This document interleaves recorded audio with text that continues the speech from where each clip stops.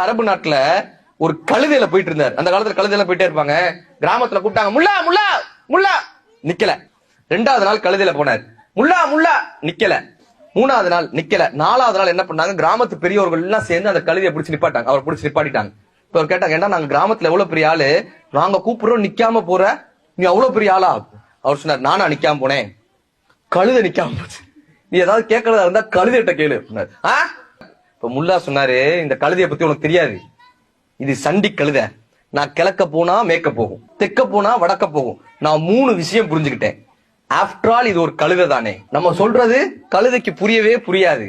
கழுதையோட compromise பண்ணிட்டா நம்ம வாழ்க்கையில் நல்லா இருக்கும்னு சொல்லி, அது தெற்க போனா தெற்குல இருக்கிற வேலையை முடிச்சுப்பேன், வடக்குல போனா வடக்குல இருக்கிற வேலையை முடிச்சுப்பேன், கிழக்குல போனா கிழக்குல இருக்கிற வேலையை முடிச்சுப்பேன். கழுதையோட காம்ப்ரமைஸ் பண்ணிட்டு என் வாழ்க்கை நல்லா இருந்துச்சு. The moral of the story is, நாமும் சில கழுதைகளோடு காம்ப்ரமைஸ் பண்ணிட்டோம்னா நம்ம வாழ்க்கை மிகப்பெரிய ஒரு சந்தோஷமாக இருக்குங்க.